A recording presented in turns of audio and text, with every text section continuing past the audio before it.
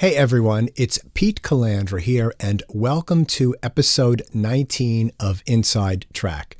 This is my weekly music education video where I pick a topic and spend about an hour or so discussing it, giving a lesson, and it's usually live streamed, but this week it's going to be premiered because it's the summer and I'm going to do a little vacation occasionally. Now, that little performance at the beginning is relevant to today's topic. The name of the song was My Foolish Heart, and if you want to hear a beautiful rendition of that, listen to Bill Evans playing that solo piano, or listen to Bill Evans and Tony Bennett playing that as a duo. And why that's relevant is that this week's lesson is going to be a continuation of the last two, and we will move forward this week talking about two other kinds of seventh chords, and that would be secondary sevenths and secondary dominants. Now, before we get into the lesson, if you like this video, give a thumbs up. For more content, please subscribe, and to be notified, ring that bell. Please leave any comments or questions below or in the live chat if you're watching it now. I don't have a channel membership or a Patreon.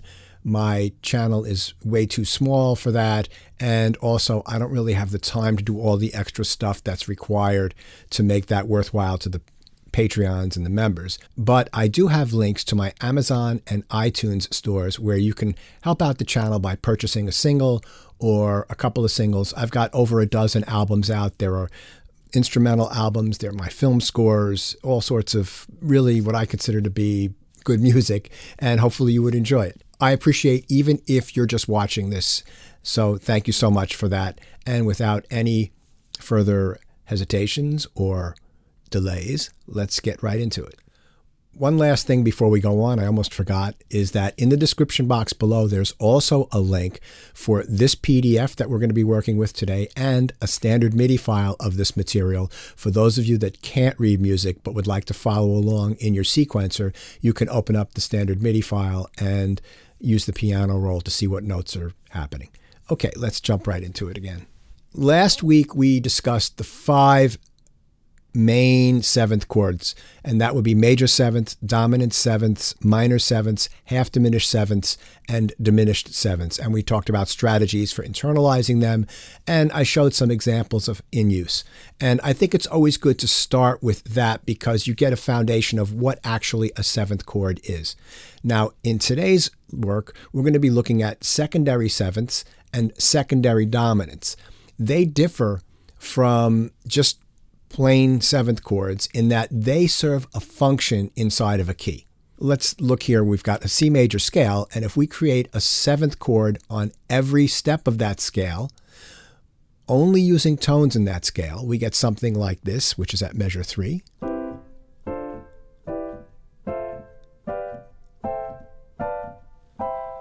And for every major key, the first scale degree would be a major 7th, the second scale degree would be a minor 7th, third scale degree a minor 7th, the fourth scale degree a major 7th, the fifth scale degree would be a dominant 7th, the sixth scale degree would be a minor 7th, the 7th scale degree a half diminished 7th, and then a major 7th.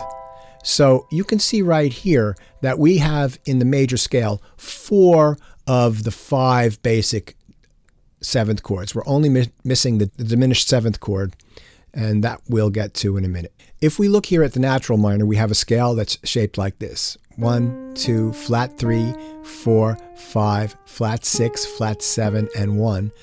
And we have the same chords as in the previous example, but they just are ordered a little bit different. So they C minor, D half diminished 7th, E flat major 7th, F minor, G minor, A flat major 7th, B flat 7, and C minor. You could take a look at this scale here, and if you go down to the relative minor of this, which would be A minor, and you start on the 6th chord, you would get the same chord qualities per scale step as you find here. Okay, so there's nothing different there. But if we take a look at our next example, harmonic minor, we've got some interesting stuff. So this is the harmonic minor scale. Flat 3, 4, 5, flat 6, 7, 1. So we've got that interval right there, A flat to B natural of an augmented second, resolving there. And if we look at our scales, our chords here, we come up with some really interesting textures. C minor with a major 7th, D half diminished 7th, E flat major with a sharp 5th, F minor 7th, G7, A flat major 7th, and here's our diminished 7th, B diminished 7th, and back to our minor with a major 7th. So that's got some interesting sounds to it.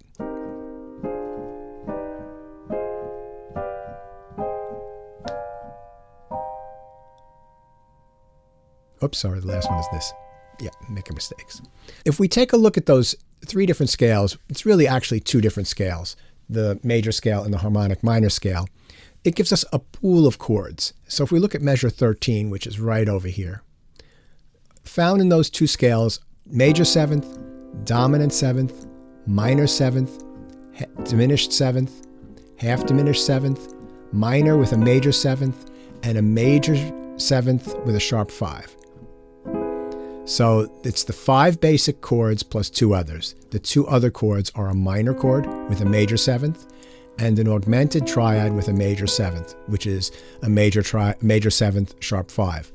Now, I haven't gone over this yet. An augmented triad contains all major third intervals. So C, up a major third to E, up a major third to G sharp, right? So 1, and then a minor third up to the major 7th. And that gives us our augmented triad with a major 7th, which is a really cool sound. To learn the secondary 7th chords, we really want to learn how to cycle through all of those chords in the key. You can practice them by scale step, but I find it really helpful to create patterns within the key. Let me just play the first one at measure 17.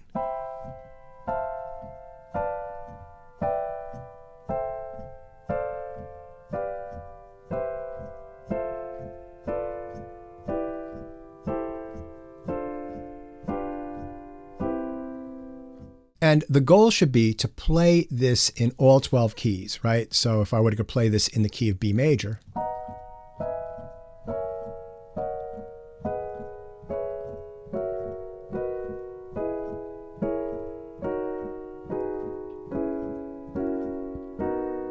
if I were to play this in G flat major,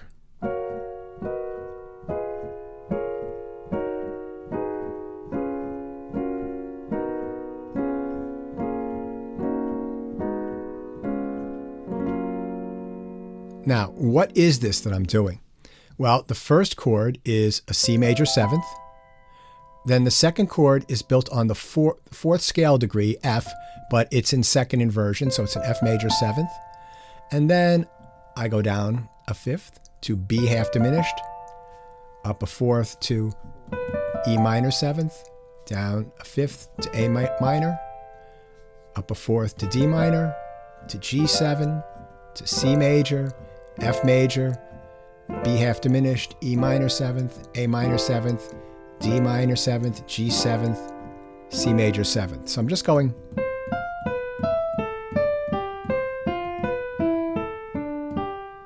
But I'm doing it with a smooth voice leading. Now, there are tricks for learning how to play this in all keys, right? So the first thing is you need to know all the scale tones in the key. So for example, in the key of C, that's all the white notes, right? So in the scale, right, we start out with our root position. The top two notes go down one scale step. That gives us our F major in first inversion. Then the bottom two notes go down in scale. Right? So that's the pattern. And that makes it easier. Right? You can even practice it like that. So if I'm in a difficult key like G flat, right, I know that all black keys except for F and C flat or B natural. So in the key, I move this down to a step and then this down. So it's then the bottom two.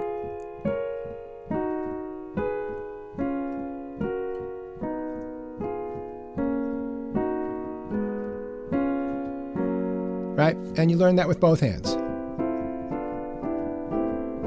There's a reason for learning it with both hands, which I will make apparent in a future video. I mean, I can do all these keys in both hands.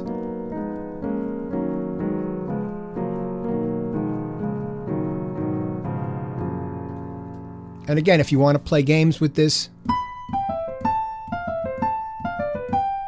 and even together.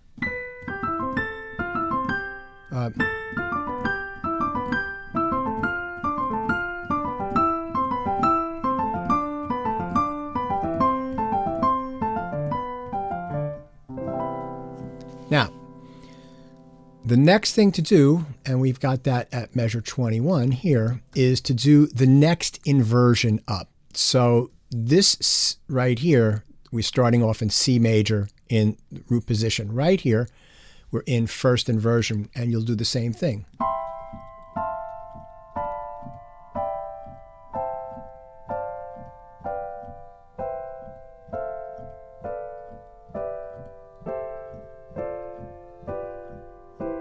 And that's got some beautiful sounds to it.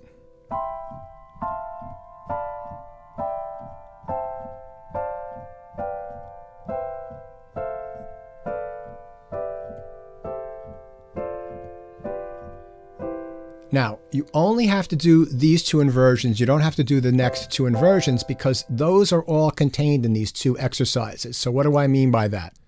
If we start here, we're in the next inversion up of C major 7th, right? So that's contained in that. And then if we start here, we're in the next inversion up from this guy.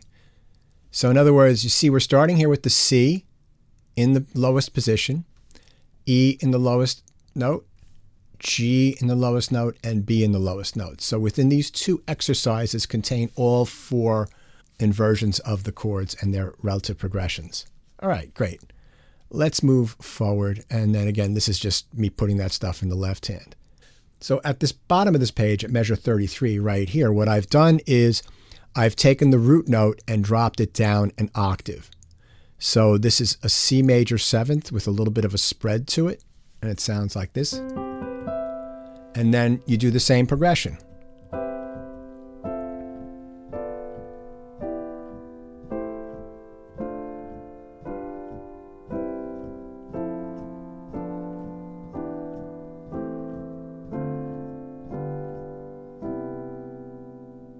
Right? And then this becomes fun once you start adding some other notes to this, right?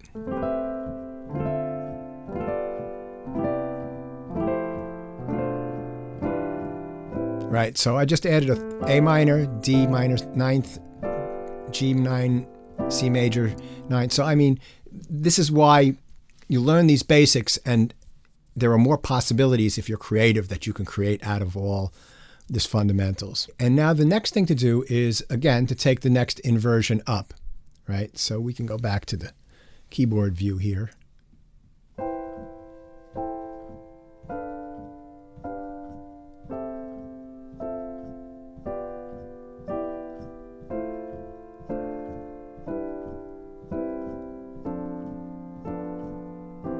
And notice I've got that distributed with 3 notes and 1 note in the left hand. You can also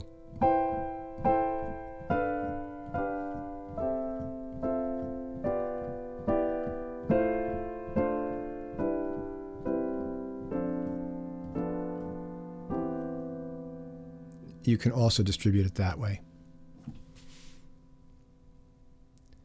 All right, let's try a few more of these exercises, and you can make these up yourself. So at 41, we're just going in root position, right?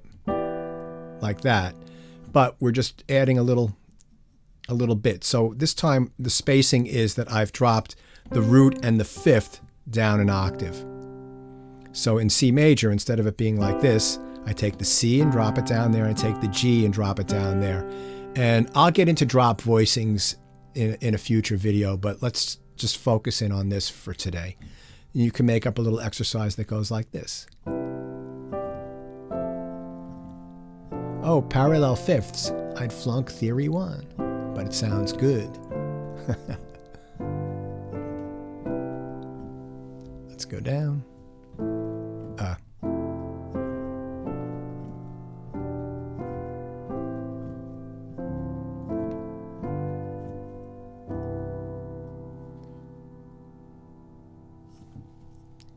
What's great, like, you can use this stuff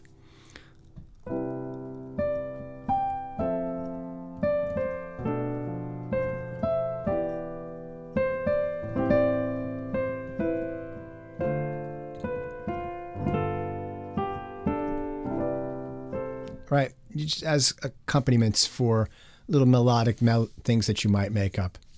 So what I would suggest doing is, again, spending 20 minutes a day, 5 times a week, 4 times a week, detailing this work. This is the next step after you get those 5 basic chords down, because now you're making progressions that are in keys, right? So we've done major here, and the next thing to do is to look at the harmonic minor and how that would work, which is a little bit more tricky. So we'll start off with this top one.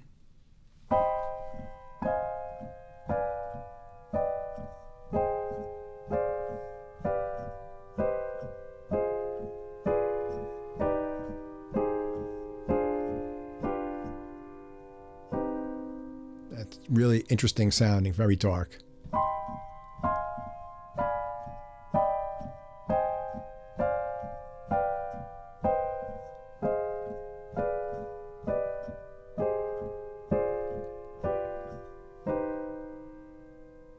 And then the same with these progressions, right? Almost sounds like Chopin, right?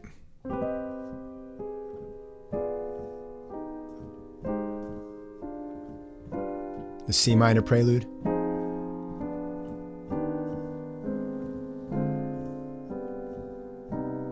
And then this one here is really, really cool at 61, which is right over here. Let's get that so you can see it all.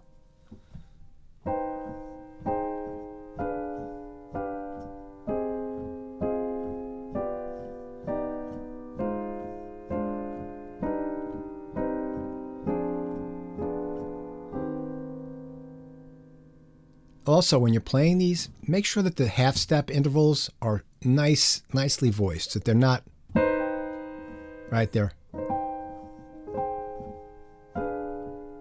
Right? They're not too loud. So notice how I'm making the soprano voice the loudest here.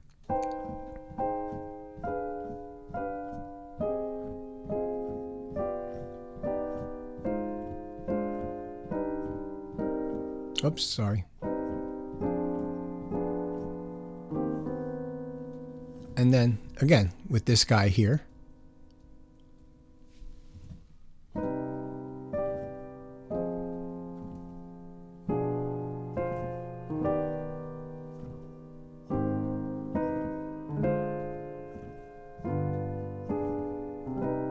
See how you're creating these beautiful harmonies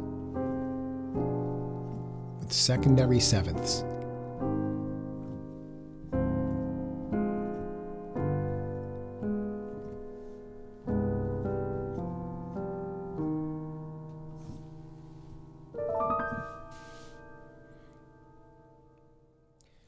Now, not so much in today's music, but in the great American songbook era of popular music, you can find the use of secondary sevenths in quite a few songs. And let me show you a couple right now. On the bottom line at 73, which is right here, we have the harmonies for a song called Autumn Leaves, which is a big standard, and there's many vocal and instrumental recordings of this. Miles Davis recorded this, Bill Evans recorded this. Every jazz musician needs to know how to play this song. And the song is in the key of G minor, and you can see that by the two flats there. And we're starting off on the 4 chord, which is C minor. So that's C, G, B flat, and E flat is up here. So I've got that same voicing where I've dropped the root down an octave. So it's C minor, F7, B flat major 7th, E flat major 7th, A half diminished, D7, G minor. So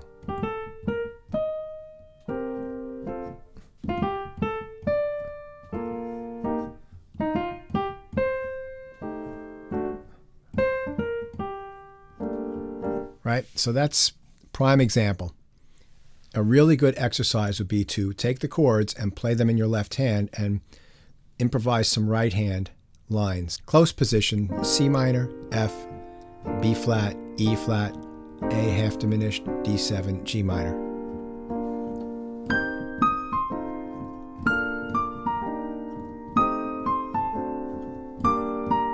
Right? So that's like the beginnings of learning how to improvise. So we've got a C minor chord here, C minor 7th, and I'm just broken arpeggio, G, E flat, C, which is the bottom part of that triad, and I land on that C, and that's the 5th of the next chord, the F7.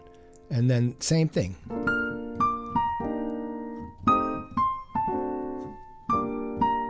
Then what you can do, take it the next step, right? Start on the 7th.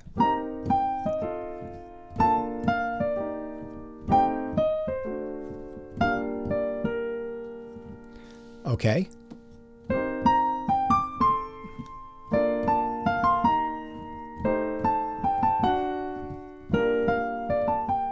Right, or you can do scale stuff.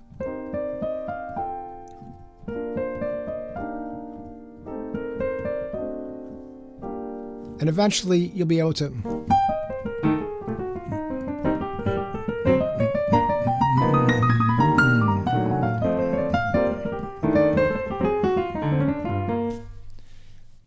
but you got to start somewhere. And anyway, it's a really good tune for practicing because it's very easy to transpose. I'm in A flat minor, right? F sharp minor, so I would start on the B.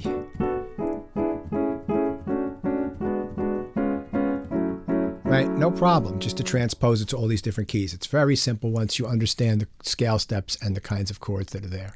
And let's look at some different chord voicings for that. Okay, so we'll be at 77 right here. So again, we've dropped down the 5th and the root an octave.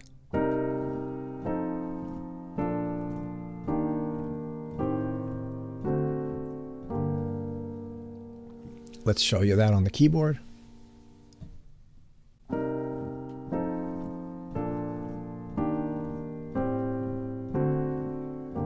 Now, obviously, there are more interesting harmonies, but I want to just show you the basics.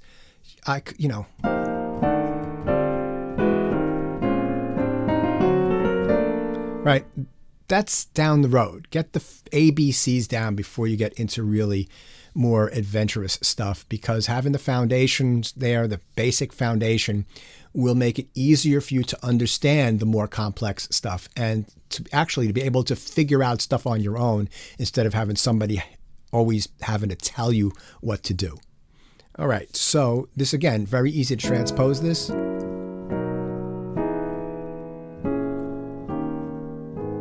Right? All 12 keys.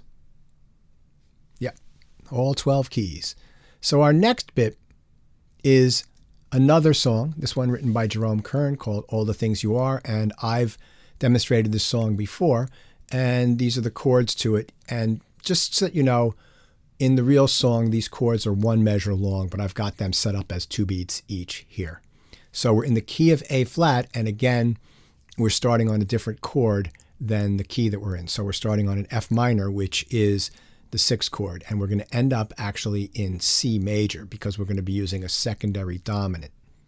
So here we go. So we've got F minor to B flat minor, and again we're using the drop 2 and the drop these 2 notes down, right?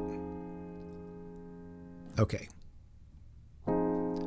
B flat minor 7th, E flat 7, which is the 5 chord in A flat, A flat major 7th in second inversion, then D flat major 7, which is the 4 chord, and then we're going to go to a G7, which is a 5 chord of the 3 chord in the key of A flat, right? Right, G, we're in the key of A flat.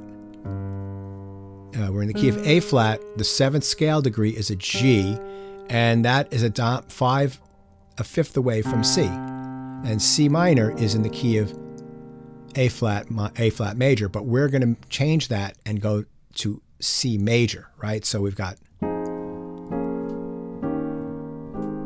2, 5, 1. Actually, I made a mistake there. One more time.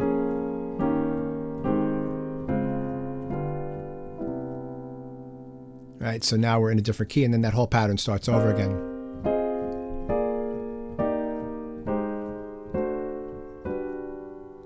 And now we're in the key of G. So that's that one there. And that's secondary sevenths. They're really important. And let's move on now to secondary dominants. So with the key, the chords that we just saw, they're all in the key, except in that last example where we transpose down to C and All the Things You Are. But all the chords leading up to that were all in the key of A flat. They only had tones that were found in that scale. Now, every scale tone in a scale, a major or minor scale, has a chord that is its 5 chord or its dominant chord. So if we're in the key of C, the 2nd scale degree is D. A chord a 5th above that is an A7 chord. So that would be the 5 chord or a secondary dominant that leads to the chord of D minor. With the E minor chord, which is based on the 3rd scale degree of C major, a 5th above that is B. So B7 would be the dominant 7th of the 3 chord in the key of C. So let me show you some of that stuff on the keyboard.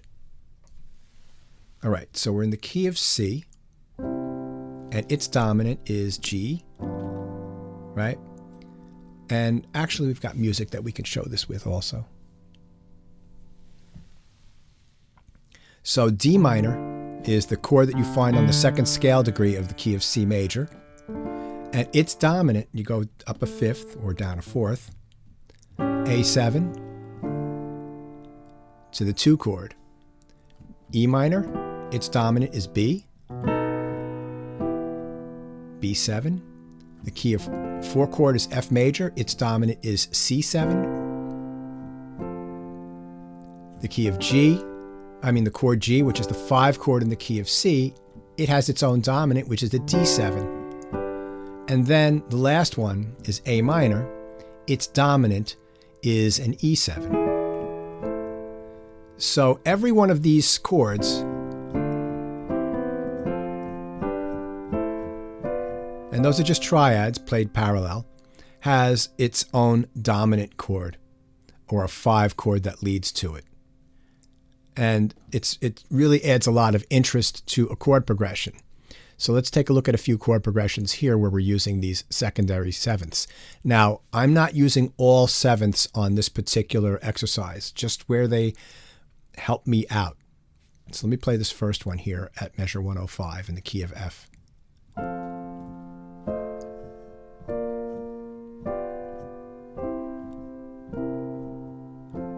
All right, so this is triads mostly and seventh chords, right? I'm mixing them up. So I'm in the key of F, and I want to, let's skip this chord here and go to this chord here.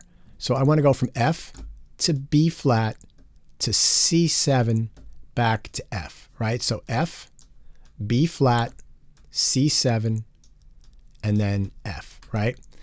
So what I'm doing here is I'm preceding every one of those chords that I just mentioned with a dominant chord that leads to it. So the key of F, I've got an F. I want to go to B flat here. I'm going to take an F7, which is the 5-7 of 4, and I've got it in first inversion, A, F, C, and B, E flat.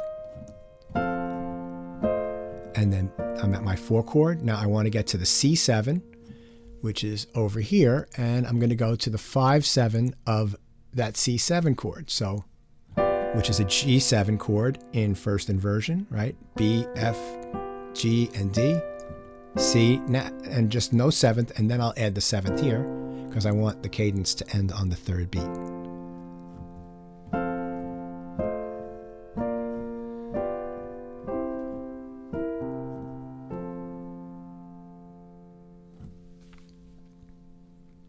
On our next one here, we're in the key of F again, and I have a chord progression of F. I want to go to D minor, and from D minor, I want to go to B flat, and from B flat, I want to eventually get to C and then back to F. So F, D minor, B flat, C, and F. So a very simple chord progression. Very simple chord progression. Except for no parallel fifths there, octaves. Right? So how do I do it? I precede every one of those chords with its own 5-7.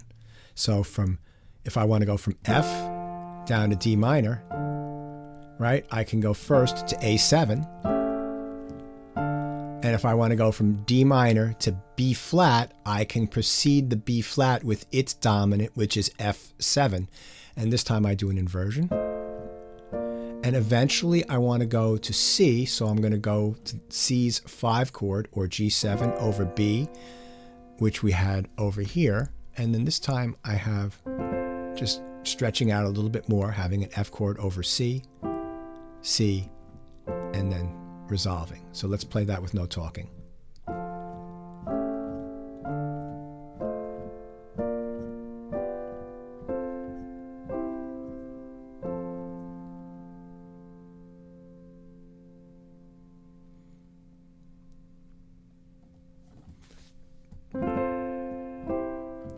So even though this chord right here is F over C, it still serves part of a function of a dominant because it's just really leading from this B flat to this C to this F. So it's really leading from 4 to 5 to 1. So it's part of a passing motion with these two chords here. Okay, now let's talk about minor, which is at measure 113. And I'm going from G minor, the 1 chord, and I want to go to F, which is the 7 chord, right? And then eventually I want to go to D7, or the 5 chord, back to 1. So I precede all those chords with their 5-7. So from G to get to F, I need to have a C7, right? And now I'm on the 7 chord of G minor, which is an F chord, and I want to go to B flat, so I turn that into an F7 chord, or a 7-7 in a minor key, going to the 3 chord, or B flat. And then I want to go to 5, so I've got our friend the 5/7 in the first inversion, which here is an A7, then to D7. So without me talking.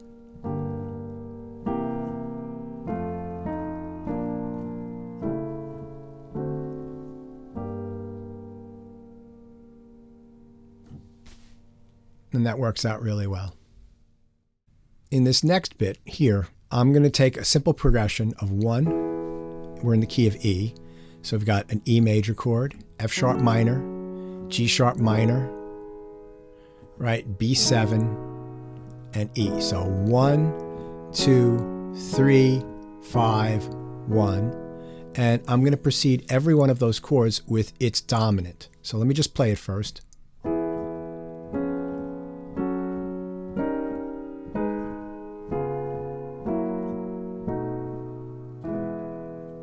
One more time.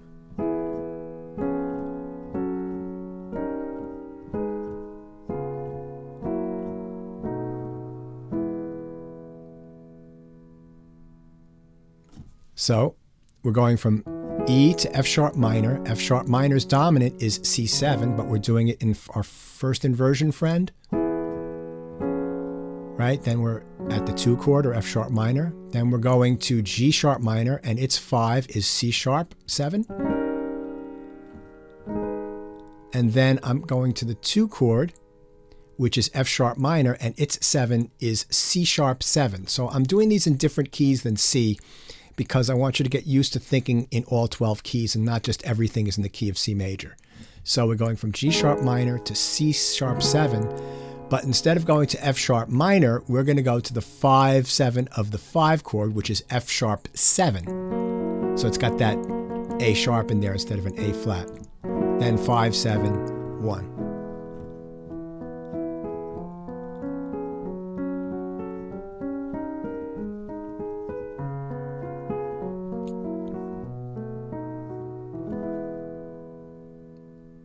Instead of.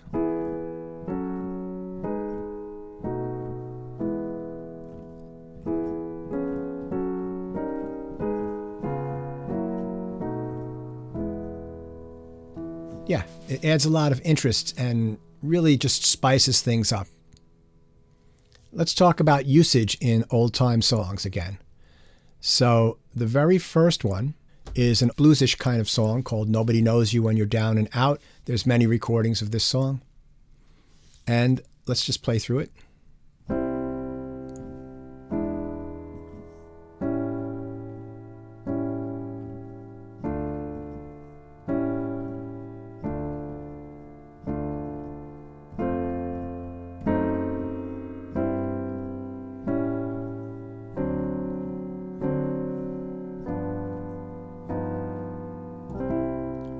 Okay, so that's the first time through the progression. So what do we've got here? Well, if we look on our downbeats, we have C going to A7.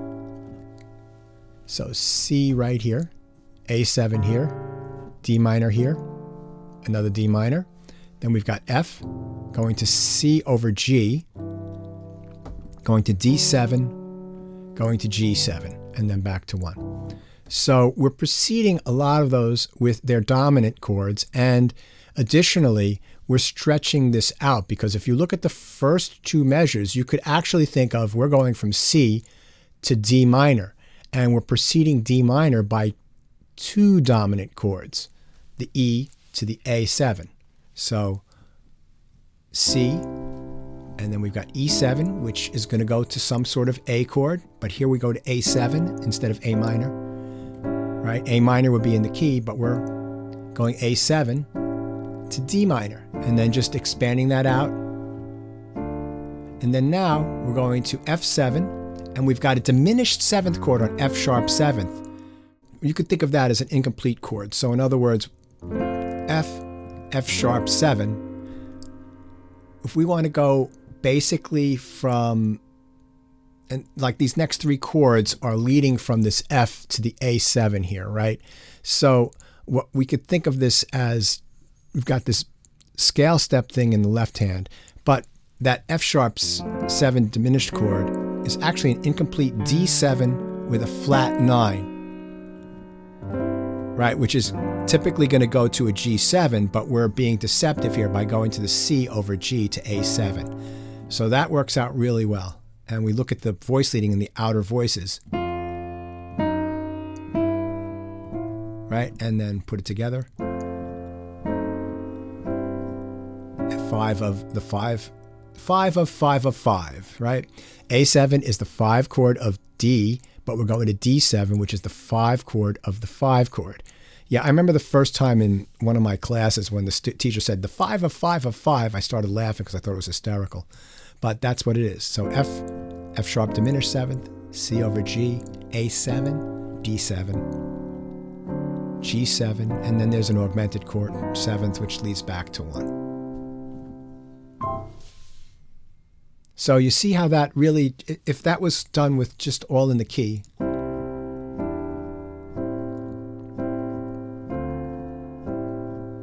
right? That's like really vanilla.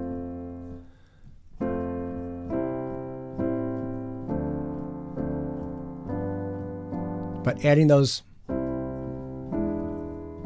just adding those 7th chords in there spices it up a little. Okay, so one more of these. A very famous song, All of Me, the great Billie Holiday recording. And we'll just go one time, the first verse. So let's play it.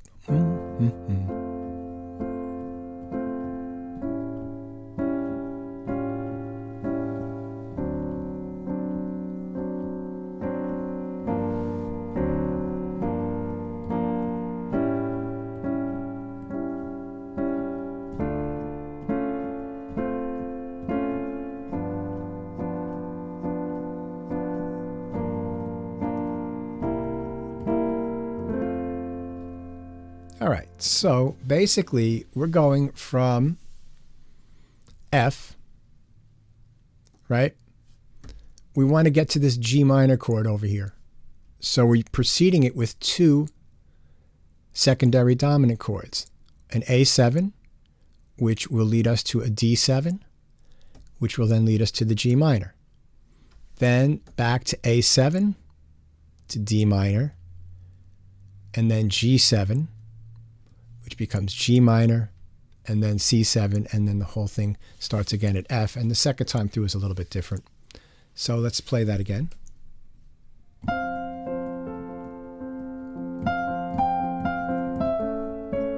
And that's the melody. You've all heard that song.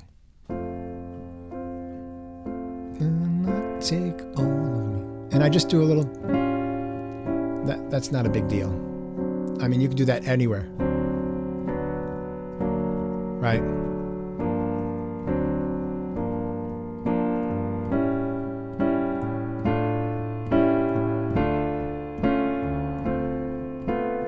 So I just did that a little different there.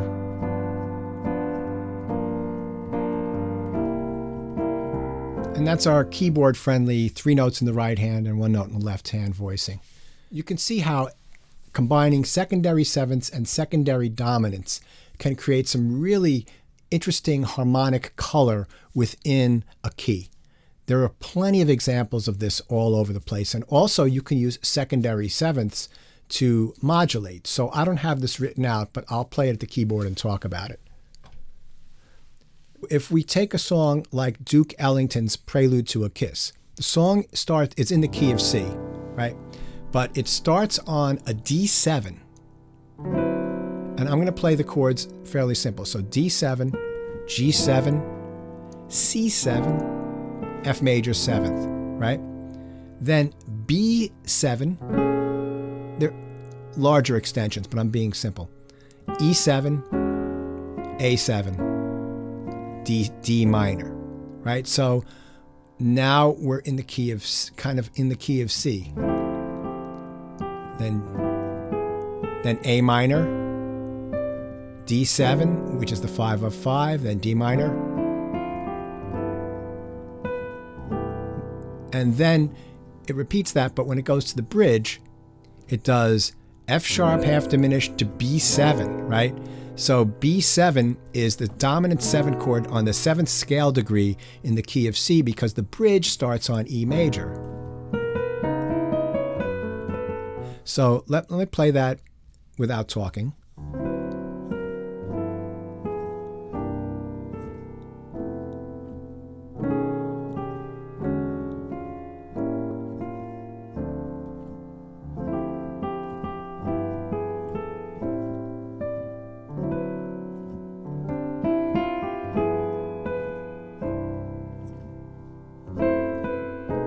Right, there's our B7.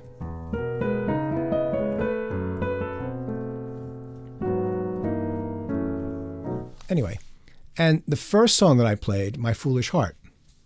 Let's take a look at that for a second. So it starts off with a B flat major 7th chord. And I'm playing, if I play a 9th or suspended things, they're just extensions, but the idea all fits in. So B flat major 7th. To E flat major 7th, so 1 to 4, then to D minor,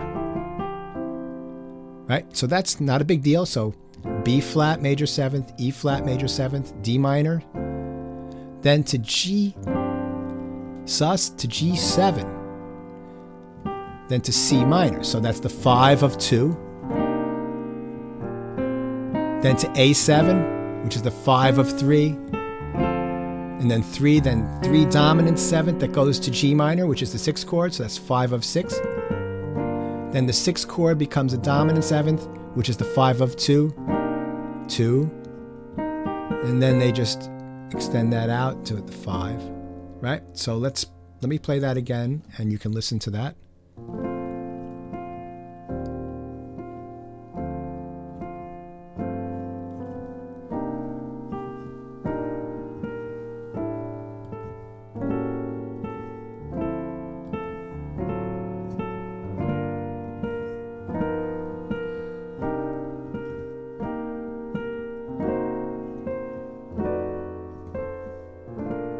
So right there in that particular song, you see that there's secondary 7ths and secondary dominants and how they add such beauty and interest. It's really just, it's tremendous. And one thing I really like is the harmonic sequence. So it goes up a 4th or down a 5th. So from 1 to the 4, then 3, 6, 5 of 5, 2.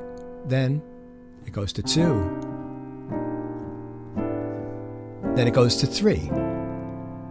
Right, you see that? That's really cool. So 1, 2, 3, right? So you're sort of like going, if you look at the longer picture of it.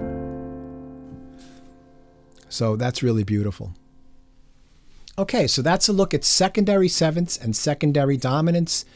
Take these examples, practice them in all keys, even the songs like Nobody Knows You When You're Down and Out, Autumn Leaves, All the Things You Are, All of Me. There's just little sections of those songs. You should be able to play those all in multiple keys. Take your time.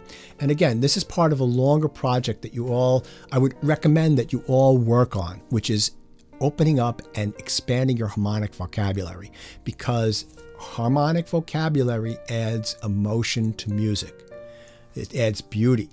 And I've been working on harmonic vocabulary forever, it seems like, and I still have so much more to learn.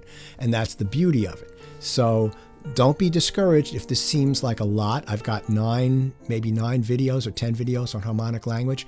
Take the next few years, spend 20 minutes a day exploring some of this stuff. Spend a month on one technique, get that to a certain level, then maybe move on to the next technique, and then maybe go back and review. So you're constantly learning, assimilating it, getting it to a certain point, and then leaving it there so that it will get deeper into your subconscious over time, and you'll stretch your mind by working on some different techniques. And then when you go back to review the first one that you did, it'll be fresh, and you will start at a higher level than the very first time that you began working on the stuff. So again, if you've got any comments or questions, please leave them down below. If you like this video, give a thumbs up. For more content, please subscribe, and to be notified, ring that bell. I really appreciate everybody watching. Thank you so much. Have a great day. And I've been Pete Calandra. I'll catch you on the next one.